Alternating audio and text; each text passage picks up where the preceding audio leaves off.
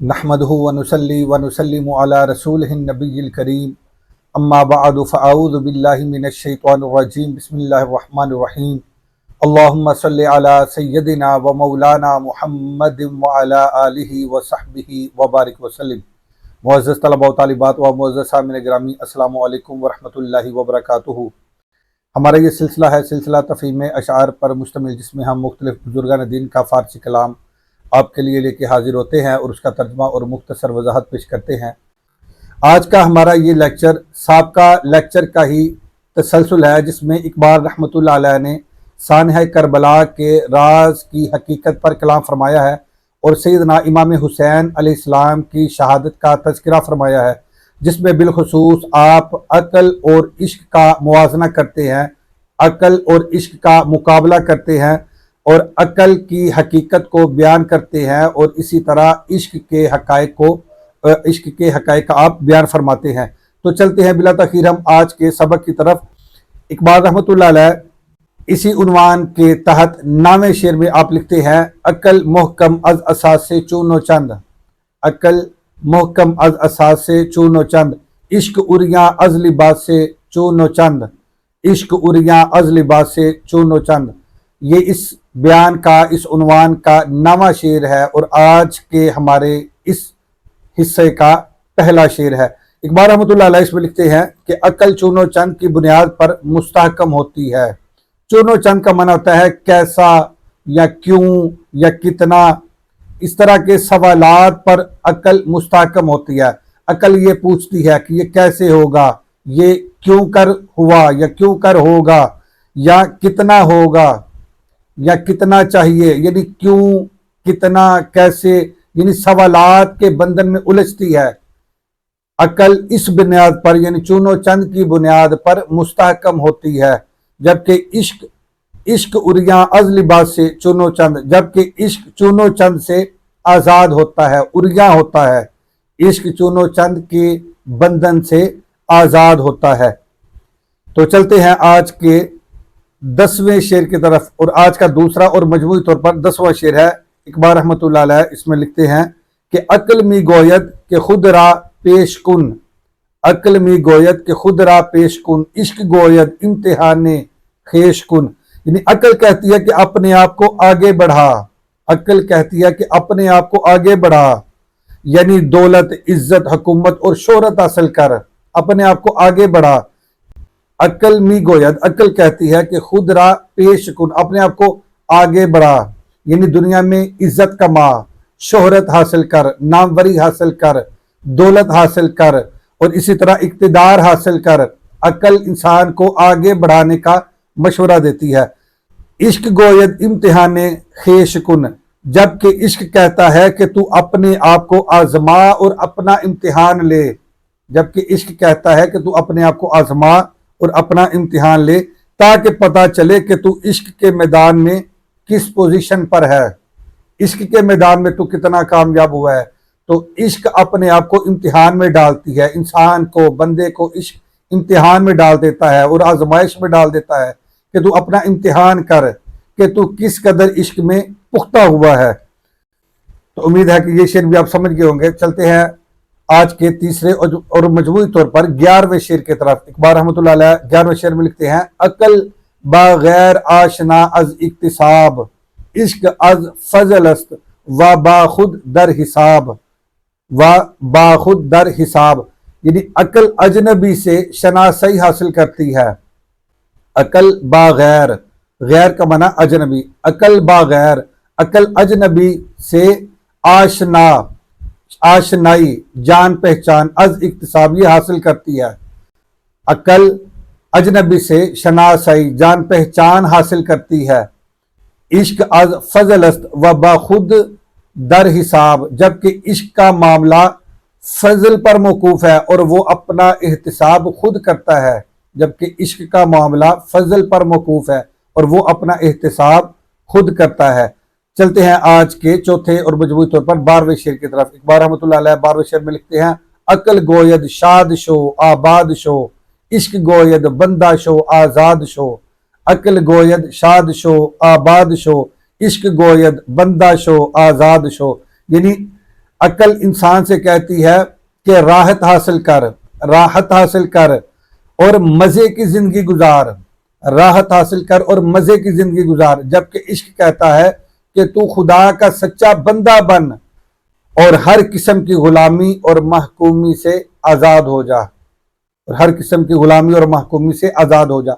इश्क गोयद, इश्क कहता है शाद शो, अकल गोयद, अकल कहती है शाद शो कि तू राहत हासिल कर और मजे की जिंदगी बसर कर, जबकि इश्क गोयद, इश्क कहता है बंदा शो कि तू अल्लाह का सच्चा और मुखलिस बंदा बन, अल्लाह का सच्चा और मुखलिस बंदा बन, आजाद शो और हर किस्म की गुलामी से और महकूमी से अपने आप को आजाद कर ले। तो चलते हैं आज के 13वें शेर की तरफ, इसी उन्वान के, इसी बयान के 13वें शेर की तरफ।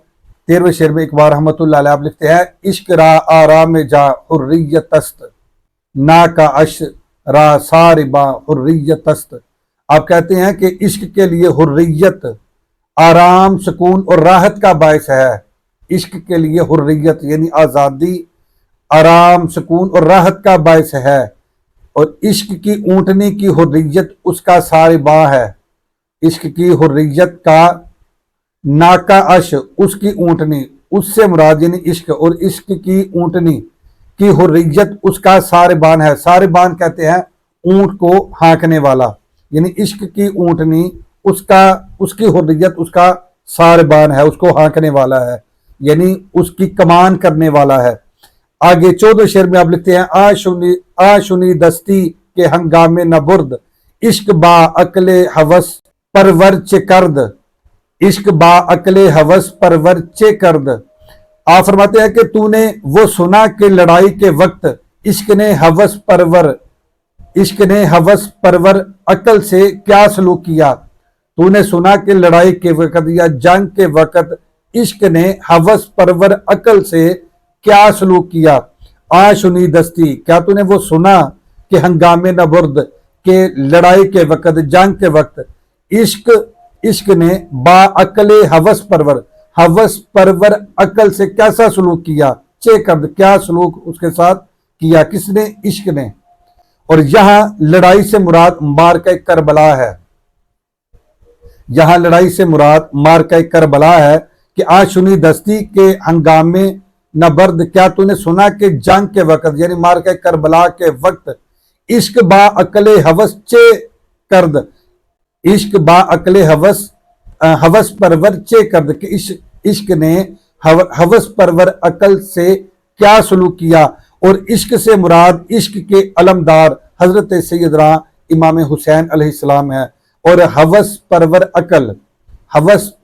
अकल से मुराद फरीक मुखालिफ यानी यजीद पलीद लाइन है, या उसकी फिक्र है, या उसकी ज़ुर्रियत है, या उसकी फिक्र है, या उसकी ज़ुर्रियत मुराद है हवस परवर अकल से। तो आप फरमाते हैं इकबाल रहमतुल्लाह अलैह ने फरमाया, आशुनी दस्ती के हंगामे नबुर्द, क्या तूने वो सुना कि लड़ाई के वक्त, जंग के वक्त इश्क बा अकले हवस परवर चे कर्द के इश्क ने यानी इश्क के इमाम ने, हजरत सैयदना इमाम हुसैन अलैहिस्सलाम ने बा अकले हवस परवर यानी यजीदियों के साथ क्या सलूक किया, उनका क्या हशर कर दिया। आगे चलते हैं 15वें शेर की तरफ। 15वें शेर में इकबाल रहमतुल्लाह अलैह आप लिखते हैं, आ इमाम आशिका पूरे बतूल सर्व आजादे ज़िबिस्ताने रसूल सल्लल्लाहु अलैहि वसल्लम। आप लिखते हैं कि वो आशिकों के इमाम और पेशवा सैयदा फातिमा तो ज़हरा सलामुल्लाहि अलैहा के फर्जंद हैं। वो आशिकों के इमाम, इमाम आशिका, वो आशिकों के इमाम यानी हजरत सैयदना इमाम हुसैन अलैहिस्सलाम, हजरत सैयदना इमाम हुसैन रज़ियल्लाहु ताला अन्हु व अलैहिस्सलाम, आप सैयदा फातिमा तो ज़हरा रज़ियल्लाहु ताला अन्हा व सलामुल्लाहि अलैहा आपके फर्जंद हैं। पूर का माना फर्जंद या बेटा। सर्व आज़ादे ज़िबिस्तान रसूल, और नबी करीम सल्लल्लाहु अलैहि वसल्लम के बाग के सर्व आज़ाद हैं, और आका अलैहिस्सलातु वस्सलाम के बाग के सर्व आज़ाद हैं। बिस्तान ये बोस्तान का ये मुखफ़फ़ है, और इससे इसका माना है बाग, इससे मुराद है बाग। ज़ेबिस्तान रसूल आका अलैहिस्सलाम के बाग से, यानी आका अलैहिस्सलाम के बाग के वो सर्वे आज़ाद हैं। तो चलते हैं आगे 16वें शेर की तरफ। 16वें शेर में इकबाल रहमतुल्लाह अलैह आप लिखते हैं, अल्लाह अल्लाह बाय बिस्मिल्लाह पिदर, अल्लाह अल्लाह बाय बिस्मिल्लाह पिदर, माना ज़िब्हे अजीम आमद पिसर, माना ज़िब्हे अजीम आमद पिसर। इकबाल रहमतुल्लाह अलैह इसमें लिखते हैं कि अल्लाह अल्लाह क्या कहने, बाप बिस्मिल्लाह की बा हैं, बाप बिस्मिल्लाह की बा हैं, माना ज़िब्हे अजीम आमद पिसर, और बेटा ज़िब्हे अजीम की मिसाल, और बेटा ज़िब्हे अजीम की मिसाल। तो ज़िब्हे अजीम का माना यानी बहुत बड़ी कुर्बानी, और ये कुरानी तलमी है ज़िब्हे अजीम।